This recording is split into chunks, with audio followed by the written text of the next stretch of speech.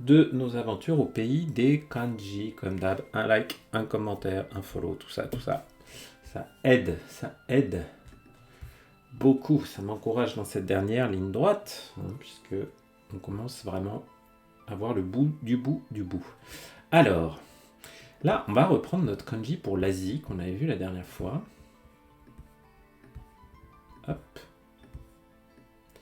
Non, avant de faire le trait du bas, je fais bien les deux traits verticaux. Voilà. Et l'Asie, on va lui ajouter le cœur, l'état d'esprit en dessous. Kokoro, shita gokoro. Et ça, c'est un kanji très, très, très courant. C'est le kanji du mal. Le mal, pas le mâle et la femelle. Le mal et le bien. Evil en anglais. Right and wrong. Voilà, le mal. Donc c'est l'adjectif warui, qui veut dire mauvais, pas bien, mal. Et puis on a cette prononciation on qui est aku, le plus souvent. Parfois ça peut être o, mais c'est quand même vachement plus rare. Les deux prononciations les plus courantes, c'est donc warui et aku. Et le aku, on le trouve dans Akuma, que vous connaissez. Un Akuma, un démon. Aussi un personnage jouable de la série Street Fighter. C'était d'ailleurs pas jouable, à l'origine c'était un boss secret. Akuma.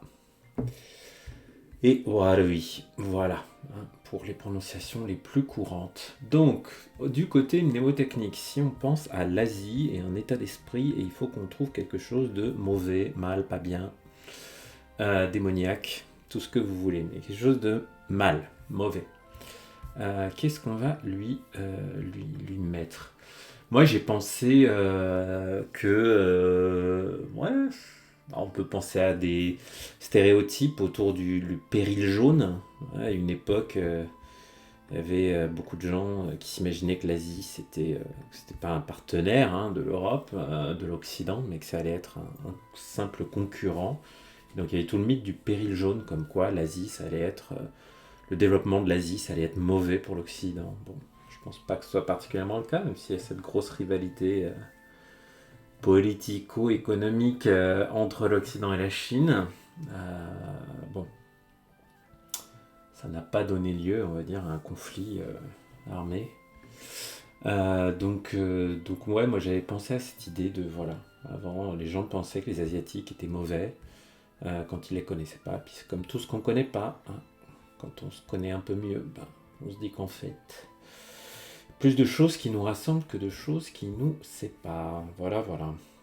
Alors, ça c'est un kanji pour lequel on va pas... Je sais pas si on va se faire un truc mnémotechnique parce que pour le coup, c'est un kanji très simple visuellement. Donc, on a notre espèce de capuchon là. Et un petit trait au milieu et ensuite un trait horizontal en dessous. Et ce kanji, on le voit absolument partout parce que c'est le kanji du yen. Et oui, c'est le kanji du yen, les amis. N. Mais son sens global, c'est pas juste la monnaie, le yen, c'est quelque chose de rond. Et oui, une petite pièce, c'est rond, non ? Donc ça désigne une petite pièce ronde, une petite pièce de monnaie. Marui, l'adjectif marui, bon, il a d'autres kanji, marui, mais il a notamment celui-là. Donc c'est avant tout dans son usage de yen, donc qui se prononce juste N, parce que le ye est un son qui a disparu du japonais. Il y avait un kana pour le son ye auparavant. Mais c'est devenu... il est caduque aujourd'hui. On le trouve encore notamment dans la bière Yebisu. Ebisu bière, elle s'écrit avec ce vieux ye. Voilà. Donc voilà notre yen. Franchement, celui-là pour moi, il faut le retenir visuellement.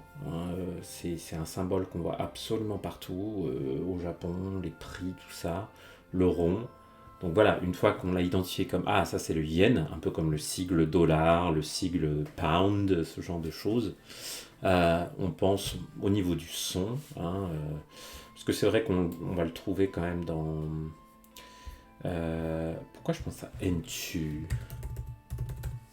Voilà, je pense à un pilier rond, une colonne, avec le kanji de Hashira, le pilier.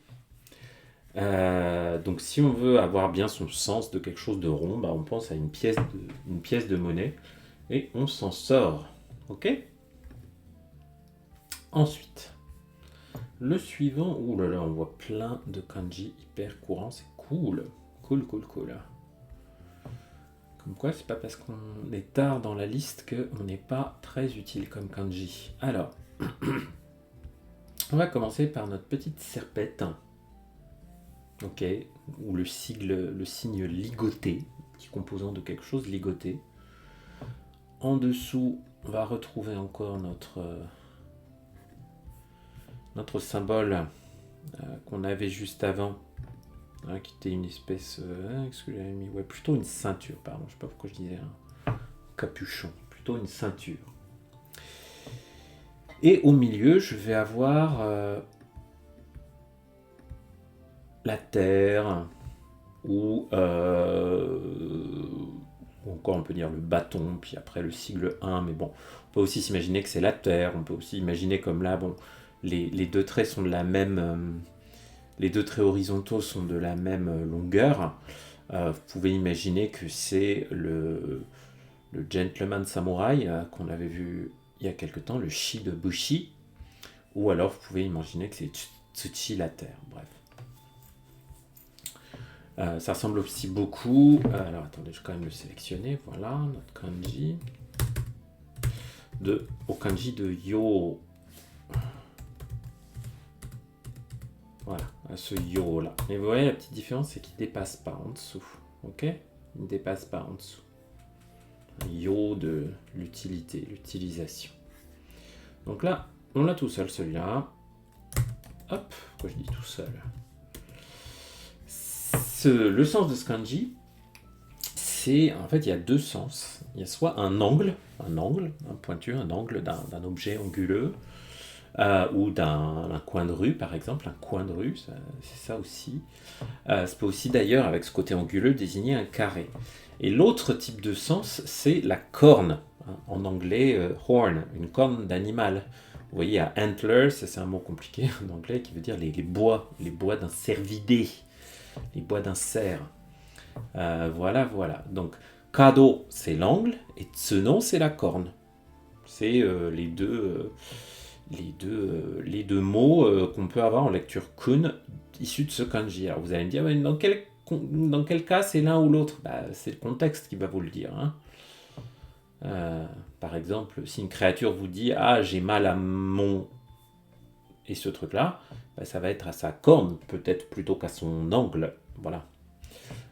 Et donc, on a la lecture kaku, comme dans, par exemple, shikaku, i, hein, 4 angles, shikakui, ça c'est l'adjectif qui veut dire quelque chose de carré. Hein, ou juste shikaku, c'est un quadrilatère, un carré si vous voulez. Je ne sais même plus comment on dit un rectangle, j'ai un peu oublié. Bref, donc notre angle, pas facile à retenir celui-là. On va essayer de trouver des histoires de ce côté-là. Donc c'est 1953.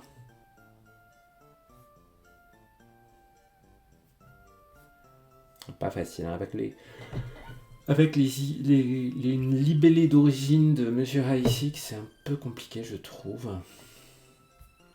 Bon, allez, on va se faire une histoire nous-mêmes. On va avoir une serpette, une ceinture et la terre. Et on a un angle, une corne.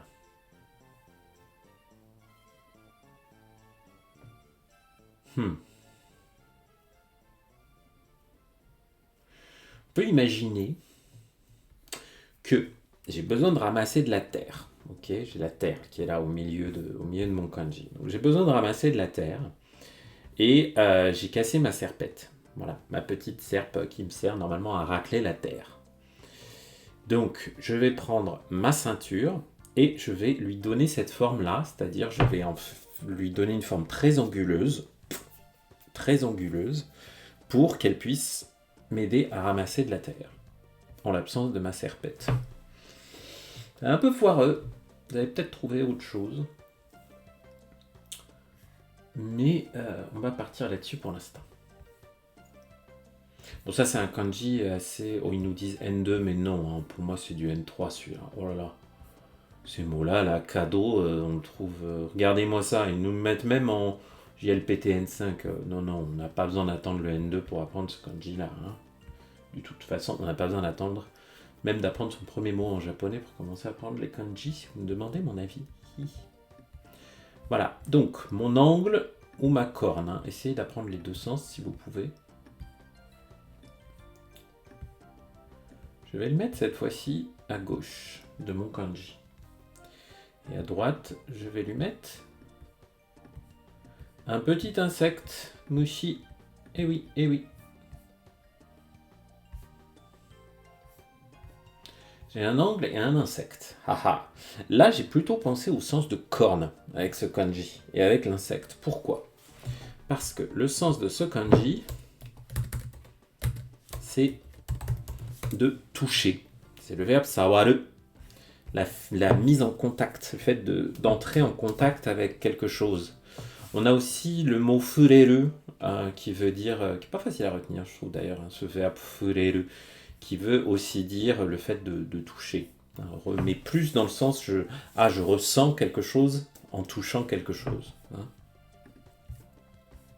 Il est encore plus tactile ce fureru, alors que sawaru, c'est le plus objectif, tout simplement. Sawaruna, me touche pas. Et on a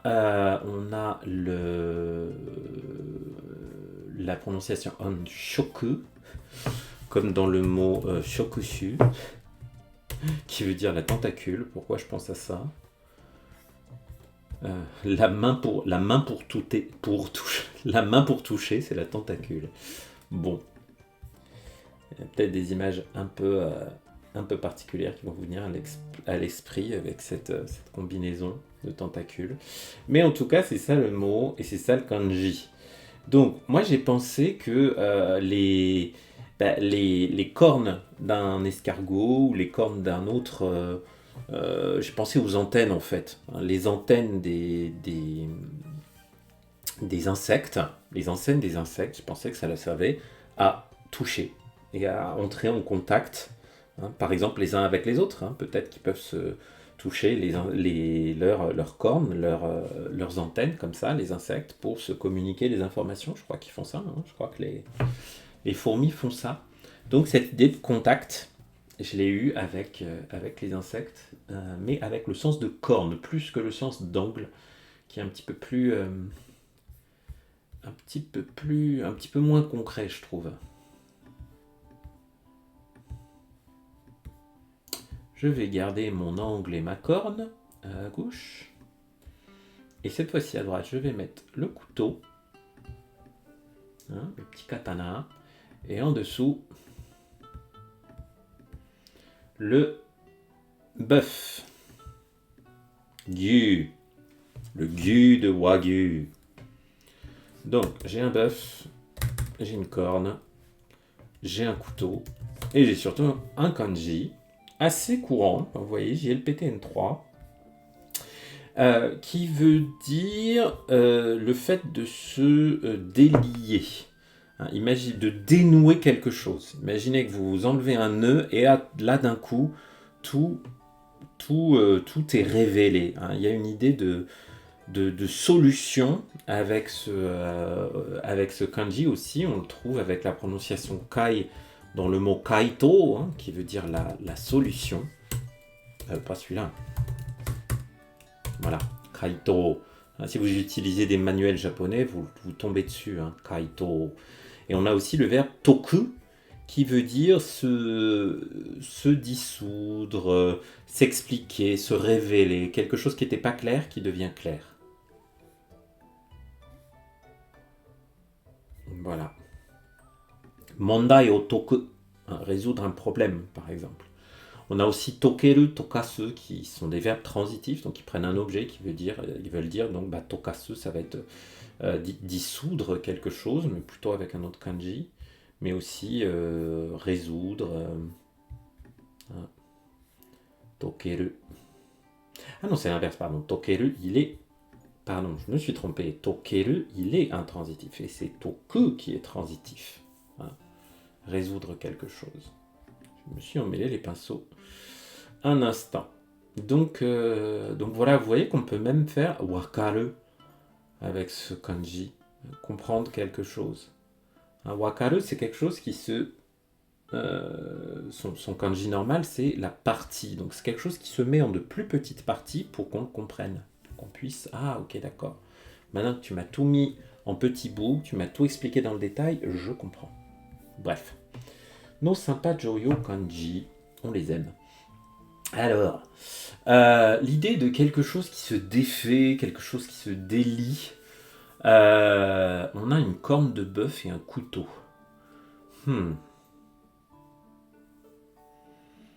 Qu'est-ce qu'on va bien pouvoir se faire comme histoire avec la corne de bœuf et le couteau? Je les ai un peu oubliés mes histoires sur ceux-là. Je sais plus pourquoi. La corne de bœuf et le couteau. On va prendre... bam bam bam. En fait, j'avais pensé à un... Si, je m'en souviens. J'avais pensé à un tapis en peau de vache. Vous savez, les tapis assez moches d'ailleurs. Les tapis en cuir de vache avec encore les poils de la vache dessus. Et j'avais pensé à ça. Et j'avais pensé que, comme il y avait cette idée, unravel, c'est vraiment quelque chose qui se déroule devant vous, qui se délie devant vous. J'ai imaginé que on prenait, quand on s'était fait livrer un tapis en cuir de vache, on avait aussi la corne de vache avec, et qu'on utilisait un couteau pour couper la ficelle pour que le tapis se déroule, se délie devant nous. Donc j'avais un peu cette image-là. Voilà, ce genre de... plus avec les... Vraiment avec la vache... Ouais, c'est vraiment ça, quoi. Vraiment ce genre de truc auquel je pense. C'est affreux. Après, à la rigueur, si on en hérite... si c'est un truc qui appartenait à l'arrière-grand-mère, on va pas le jeter, mais bon, allez, acheter ça neuf, je trouve ça compliqué quand même. Je trouve ça pas dingue. Pas super beau. L'idée d'avoir la vache morte dans le salon, non. Pas pour moi en tout cas. Alors, qu'est-ce qu'on va avoir ensuite? Ouais. Alors le suivant, c'est pas évident de totalement voir la combinaison.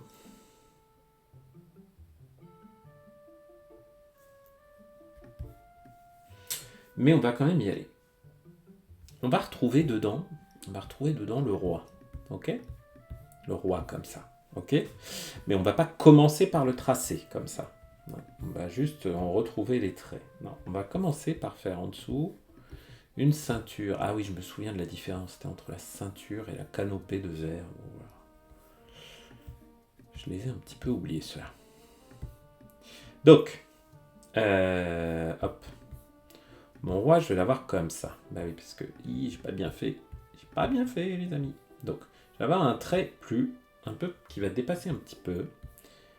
Et voilà, sans dépasser, je vais faire ma ceinture. Et en dessous, je vais faire les derniers traits de mon roi. Donc, vous voyez, j'ai mon roi au milieu et j'ai une ceinture, hop, autour de mon roi. Ok? J'ai une ceinture autour de mon roi. Bon. Ce kanji, dont la prononciation on est sai, ça veut dire une deuxième fois. On a refait quelque chose. Encore. Souvent, il peut dire encore. Et ce qui est drôle, c'est sa prononciation kun. Futatabi. littéralement, tabi, c'est une fois, une occurrence de quelque chose. Donc, on a futa comme futatsu, futatabi, deux fois. Ok, deux fois. Et sai. Sai, c'est un préfixe qu'on trouve avant pas mal de mots pour dire c'est la ceci, cela. À quoi je pense là? Voilà, vous voyez l'exemple, là, sai en, une nouvelle représentation d'une pièce qui a déjà été jouée. Sai, c'est la renaissance, voilà, ressusciter avec la vie. Sai, c'est voilà. Donc quelque chose qui a lieu à nouveau. Donc on a la ceinture, on a le roi et on a l'idée de quelque chose qui est refait. Si vous êtes religieux, vous pouvez imaginer une résurrection du roi Jésus ou quoi que ce soit. Si vous y croyez. Sinon, moi je crois que je m'étais fait une histoire un peu assez banale avec un roi qui avait encore trop bouffé. J'avais vraiment l'idée de encore. Il a à nouveau trop bouffé. Et donc on va devoir encore percer un nouveau trou dans sa ceinture pour lui, pour lui élargir. J'ai pensé qu'on devait faire un trou plus... Normalement, c'est plutôt si on fait un trou vers l'intérieur que c'est qu'on a trop maigri. Bref, c'était clair dans ma tête. Je sais plus trop pourquoi. Mais le roi qui a encore trop mangé, on doit encore lui acheter une nouvelle ceinture plus grande parce que la précédente est devenue trop petite parce il s'est servi une deuxième fois au buffet. Voilà. Ok. Ou là on va voir un composant assez compliqué, mais qui a l'avantage d'être assez imagé. Ok. Alors. On va commencer par le composant du céleri, mes amis. Si vous vous en souvenez, on avait deux traits comme ça. Il ressemble pas mal au puits. Vous voyez, là j'ai quasiment mon puits, mais un trait en plus en dessous. Ça, c'est le céleri. Bref. Et en dessous, je vais avoir une évocation, en tout cas, de encore. Tatabi. Vous voyez, avec le trait dessus. Donc là, j'ai une deuxième fois. Voilà, on peut penser que c'est le puits une deuxième fois. Ça peut marcher ça. Juste le puits, hydro, le i de hydro, le puits. Et en dessous, une deuxième fois, tatabi. Une fois encore. Tout cet élément-là, on va pas l'apprendre vraiment comme un kanji, mais comme un composant. Ça va être le composant de l'entonnoir. Vous pouvez imaginer que si vous n'avez pas de puits à disposition, mais que vous voulez reproduire, vous voulez le refaire encore une fois, vous allez utiliser un entonnoir. Ça ressemble à un puits, ça peut compenser peut-être.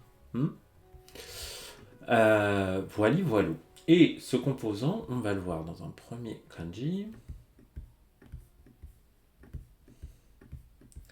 qui utilise la clé du langage. Ye.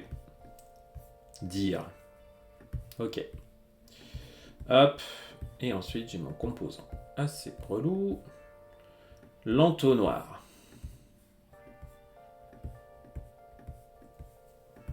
Hop. Donc je l'ai fait assez moche, mais il me l'a bien reconnu, parce que j'ai bien fait l'ordre des traits, donc ça va. Ce kanji, qui est niveau JLPT N2, on le trouve dans des mots comme koza ou korogi, qui veut dire un cours magistral.